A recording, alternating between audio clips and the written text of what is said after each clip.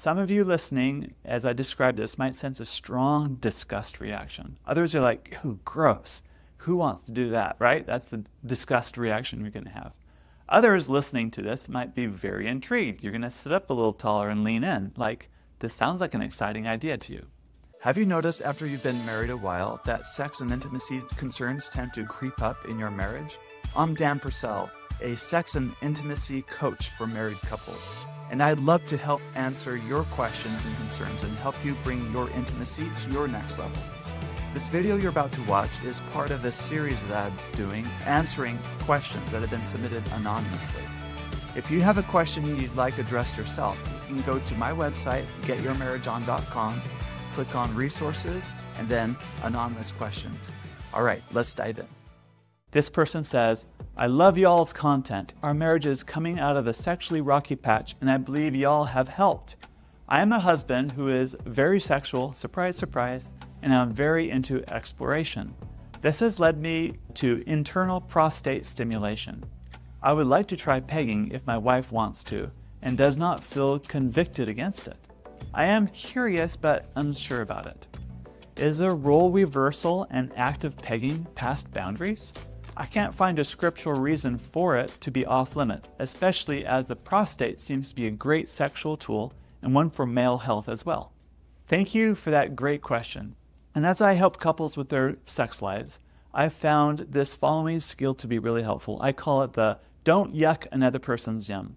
So I'm about to describe the sex act called pegging. I'm assuming some of you may not know what this person's talking about, so I want to describe it to you. Now, some of you listening, as I describe this, might sense a strong disgust reaction. Others are like, "Ooh, gross. Who wants to do that?" Right? That's the disgust reaction you're going to have.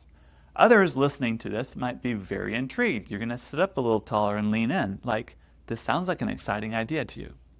Whatever it is, I encourage you to try the don't yuck another person's yum skill. And what you do is you just notice the blend of emotions that come up when you hear about different sexual acts and behaviors and things people want to try. Now, it's the skill of noticing feelings without judgment or reacting to them. That's the key. And in fact, this skill is helpful not just about sex acts, but it helps in raising teenage children, dealing with difficult people in the PTA, and handling stressful situations at work or in the home. Okay, pegging is when she wears a harness designed for women where she can attach a fake penis or dildo. In effect, it lets her sport an erect penis. So she then uses the dildo that's strapped onto her body to do him, usually by penetrating his anus to stimulate his prostate. A lot of couples don't realize that stimulating his prostate is very pleasurable for him. We have an article about this in the Intimatelyist app if you're curious to learn more. The idea of pegging, by the way, is very erotic for a lot of men because it's a role reversal, right? So many men are used to be the ones doing the doing, and it's actually really exciting just to be done for a change. Now, for the second half of this person's question, is role reversal and pegging past boundaries? Frankly, I'm really neutral on this. I look at it like money. I ask you, is money good or evil?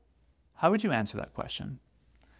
Probably you'd say it's neither good or evil, it just depends on how you spend it. Exactly. You can also tell a tree by its fruits, right? That's what Jesus teaches in the Sermon on the Mount. One purpose of good sex, in my opinion, is to strengthen the marriage. And there's something really bonding about really good sex. A great sex life involves trying new things. It's really important. Healthy doses of novelty are required to build a lifelong intimate marriage.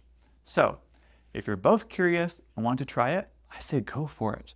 Then see if it yields good fruit for your marriage. And if it's good fruit, then you know that the tree is good, so to speak. From my understanding, the scriptures are very clear about the context in which sexual activity is to happen, but leaves a lot of blank canvas as to how that sexuality is to be expressed between a man and a woman, between the couple. And I talked about this at length in my podcast episode 2 weeks ago. You can refer to that one. Thank you for watching this video. If you'd like more great content like this to help improve intimacy in your marriage, click the subscribe button. Also, if you want to send me a question anonymously, you can do so at getyourmarriageon.com, click on resources, and then anonymous questions. See you in the next video.